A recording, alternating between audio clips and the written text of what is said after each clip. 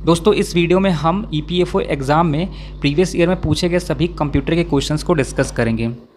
पहला क्वेश्चन है which one of the following basic operations for converting raw input data into useful information is not performed by all computers. Hindi आप देख लेंगे अपने हिसाब से।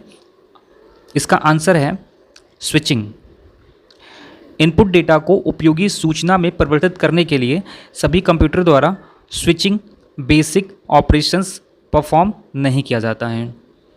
Question number 2, which one of the following memories is extremely fast and act as a high speed buffer between the CPU and the main memory. Answer है इसका cache memory. Cache memory अत्यधिक fast memory है और CPU एवं main memory के बीच high speed से buffer के रूप में कार्य करती है। इसका प्रयोग प्रोसेसिंग के दौरान बार बार उपयोग में आने वाले डेटा व इंस्ट्रक्शंस को टेम्परेरी तौर पर लोड करने के लिए किया जाता है। तो कैश मेमोरी जो है CPU और मेन मेमोरी के बीच में होती है और ये बफर के रूप में कार्य करती है। क्वेश्चन नंबर 3 देखिए, which one of the following is not a web browser. Answer number C Fedora, ये वेब ब्राउज़र नहीं है।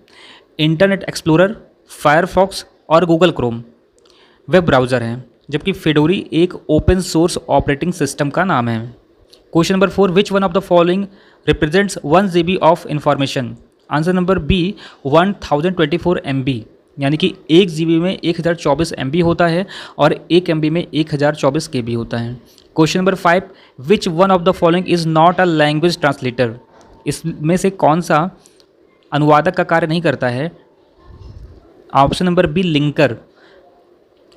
दिए गए ऑप्शंस में लिंकर लैंग्वेज ट्रांसलेटर का काम नहीं करता है, जबकि जो असेंबलर है, इंटरप्रेटर, कंपाइलर, ये सभी लैंग्वेज ट्रांसलेटर का कार्य करते हैं। इनका उपयोग हाई लेवल लैंग्वेज में लिखे गए प्रोग्राम को मशीनी भाषा में कन्वर्ट करने के लिए किया जाता है। लिंकर एक सिस्टम में ऐसे प्रोग्राम हैं जो प्रोग्राम के ऑब्जेक्ट मॉड्यूल को एक ऑब्जेक्ट फाइल में लिंक करने में मदद करते हैं।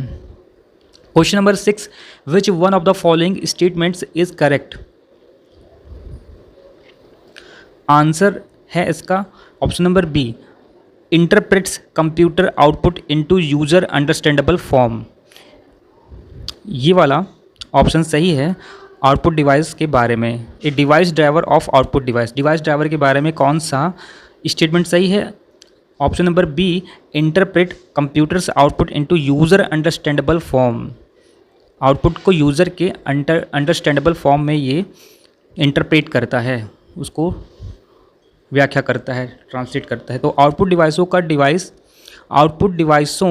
का डिवाइस ऑपरेशंस कंप्यूटर आउटपुट को यूज़र के लिए बोधगम्य रूप से व्याख्या करता है, मीन्स उसको समझने के अनुसार वो इंटरप्रेट करता है। क्वेश्चन नंबर 7 है, which one of the following register is use to keep track of the next instruction to be executed. Answer है प्रोग्राम काउंटर। निष्पादन किए जाने वाले परिवर्ती अनुदेश पर दृष्टि रखने के लिए प्रोग्राम काउंटर रजिस्टर का उपयोग किया जाता है, यानी कि एग्जीक्यूट किए जाने वाले ये जो इंस्ट्रक्शंस हैं इस पर दृष्टि रखने के लिए प्रोग्राम काउंटर रजिस्टर का उपयोग किया जाता है। क्वेश्चन नंबर 8 देखिए, which one of the following is not an audio file format. इसमें से कौन सा ऑडियो फाइल फॉर्मेट का एग्जाम्पल नहीं है।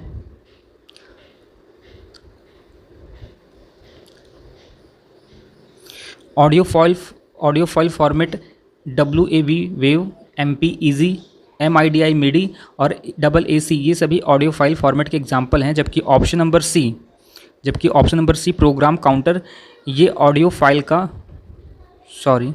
जबकि ऑप्शन नंबर सी SWF ये ऑडियो फाइल का एग्जाम्पल नहीं है। Question number 9, which one of the following denotes a sequential electronic circuit that is used to store 1 bit of information. Answer है flip flop. CD-ROM क्या है। CD-ROM यानी कि compact disc read only memory होता है। Compact disc read only memory इसका full form है, जिसको ऑप्टिकल डिस्क भी कहा जाता है। यह एक सेकेंडरी स्टोरेज डिवाइस है जिसकी जो स्टोरेज कैपेसिटी है वो नॉर्मली 640 MB तक होती है। इसके डेटा को पढ़ने के लिए एक लेज़र बीम की आवश्यकता होती है। कॉम्पैक्ट डिस्क पॉलीकार्बोनेट की बनी होती है।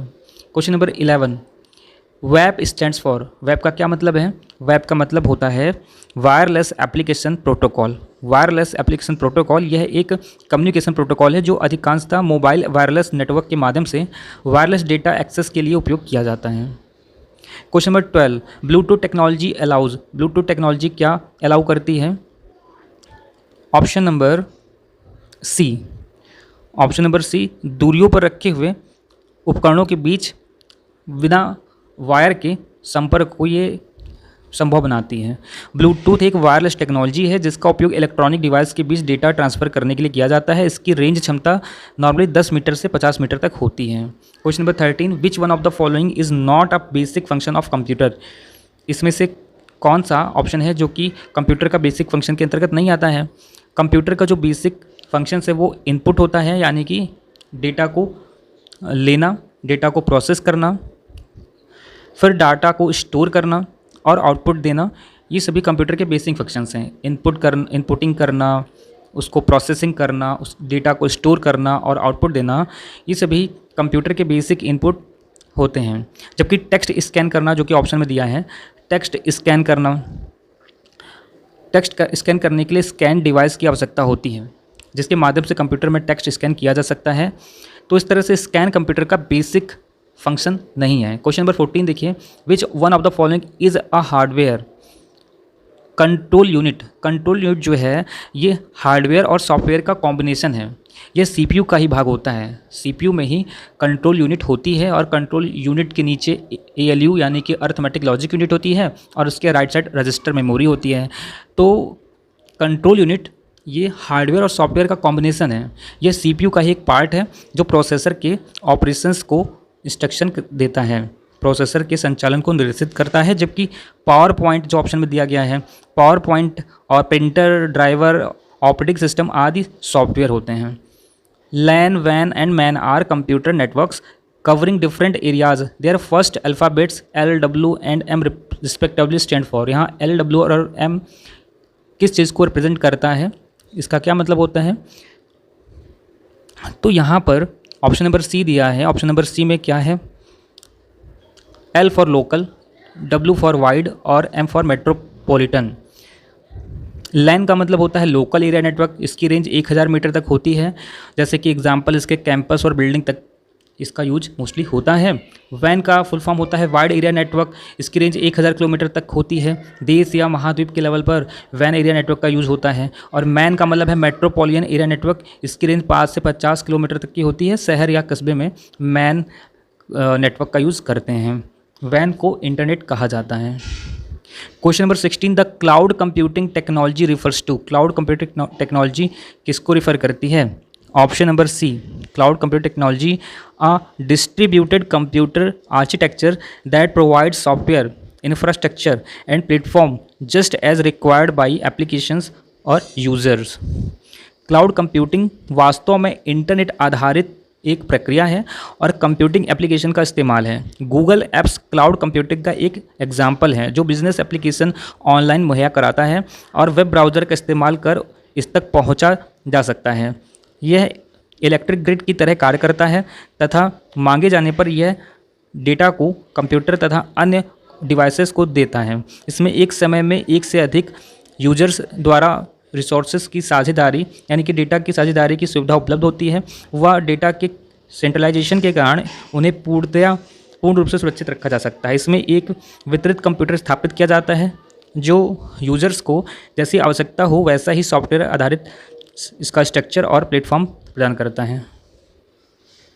Question number 17, the method of communication in which transmission can take place in both directions but happen only in one direction at a time is called.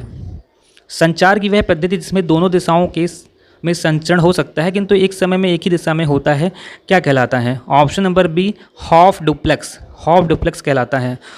Half duplex communication की एक ऐसा system है जिसमें दोनों दिशाओं में कम्युनिकेशन तो होता है परंतु यह एक समय एक ही दिशा में होता है।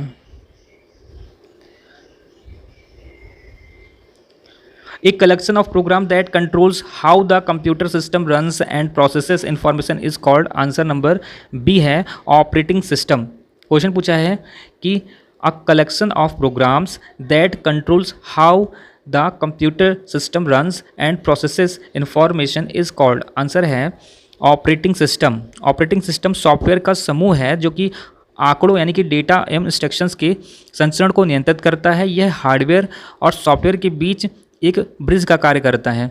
इसी की सहायता से ही कंप्यूटर में स्थापित प्रोग्राम्स चलते हैं।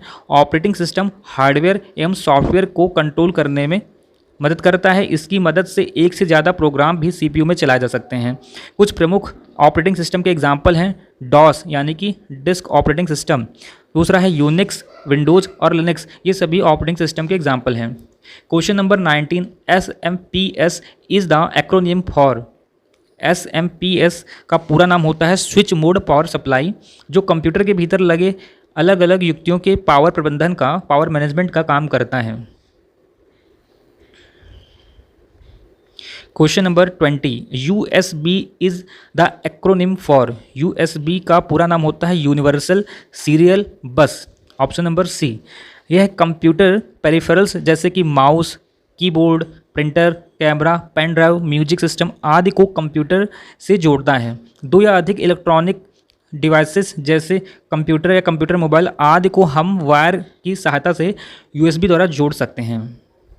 Computer question number 21, the device that work with computer systems as soon as they are connected are described as.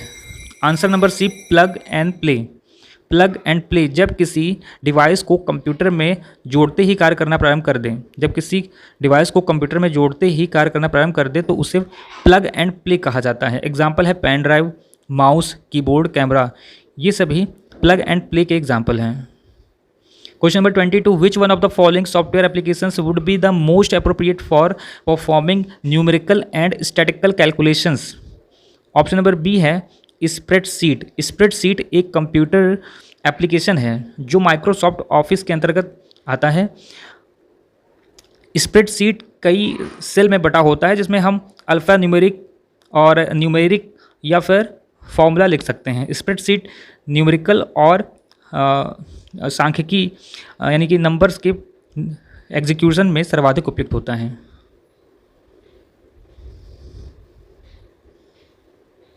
Question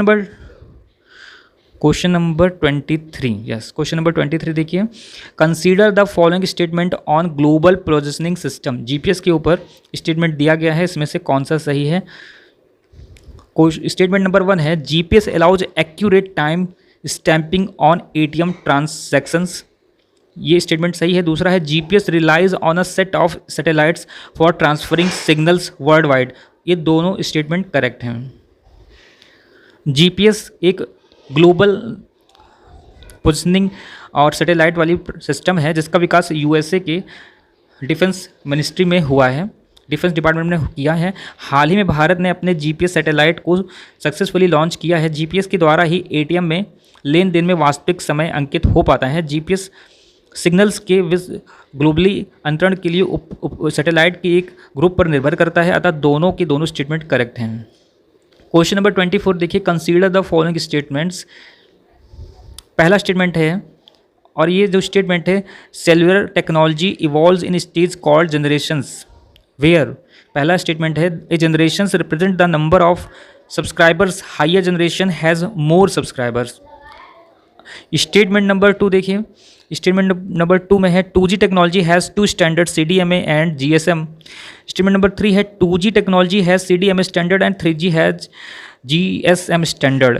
answer number D, केवल दूसरा स्टेटमेंट सही है जिसमें लिखा है कि 2G टेक्नोलॉजी में CDMA और GSM ये दोनों स्टैंडर्ड होते हैं। 2G टेक्नोलॉजी में CDMA यानी कि कोड डिवीज़न मल्टीपल एक्सेस और GSM यानी कि global system for mobile communication, ये दो स्टैंडर्ड होते हैं। 2G सेकेंड जनरेशन की वायरलेस टेलीफोन टेक्नोलॉजी है। मोबाइल टेक्नोलॉजी की जो जनरेशन्स हैं वो हैं 1G, 2G, 2.5G, 3G, 4G और 5G। Question number 25, the word FTP stands for. FTP का फुल फॉर्म है file transfer protocol, file transfer protocol. RAM stands for random access memory. RAM का पूरा नाम रैंडम एक्सेस मेमोरी है। यह एक temporary memory होती है, नॉन वोलेटाइल मेमोरी होती है। यह तभी काम करती है जब कंप्यूटर वर्किंग कर रहा होता है। कंप्यूटर को बंद करने पर रैम में जो स्टोर्ड डेटा होते हैं वो समाप्त हो जाते हैं, खत्म हो जाते हैं। Question number 27, which one of the following is also known as brain of computer? Answer है CPU। आंसर है सेंट्रल प्रोसेसिंग यूनिट यानी कि CPU। CPU यानी कि सेंट्रल प्रोसेसिंग यूनिट को कंप्यूटर का ब्रेन कहते हैं। यह कंप्यूटर का वह भाग है जहां पर कंप्यूटर प्राप्त डेटा को विश्लेषित करता है, एनालाइज करता है। Question number 28, a technique in which data is written to duplicate disk simultaneously. Simultaneously का मतलब होता है साथ साथ। इसको क्या कहते हैं? A technique in which data is written to duplicate disk simultaneously is called. Answer number A mirroring. इसको मिररिंग कहते हैं। यह एक ऐसी टेक्नोलॉजी है जिसमें डुप्लीकेट डिस्क पर साथ साथ लिखा जाता है, इसे मिररिंग कहते हैं। Question number 29, the term e waste refers to. E waste का मतलब क्या होता है? इलेक्ट्रॉनिक वेस्ट होता है। ई वेस्ट का मतलब इलेक्ट्रॉनिक वेस्ट होता है। ऑप्शन नंबर सी, इलेक्ट्रॉनिक उत्पाद जैसे कि मोबाइल, PC आदि जो उनकी उपयोगी कार्यविधि के बाद निपटा दिए जाते हैं, यानी जब ये ख़राब हो जाते हैं तो ये ख़राब होने के बाद ख़राब होने के बाद इसको जब फेंक दिया जाता है तो ये जो है ई वेस्ट का काम करते हैं। इलेक्ट्रॉनिक वेस्ट जैसे कि मोबाइल, कंप्यूटर या कोई भी चीज़ जो बिजली से चलती है, जब वो ख़राब हो जाते हैं तो उनको डिस्पोज कर दिया जाता है और ये ई वेस्ट के रूप में फिर इन्हीं को जाना जाता है। Question number 30, CAD stands for. CAD का फुल फॉर्म होता है computer aided design. Computer aided design में कंप्यूटर टेक्नोलॉजी के प्रयोग द्वारा डिज़ाइन एवं डिज़ाइन प्रलेखन का कार्य संपादित किया जाता है।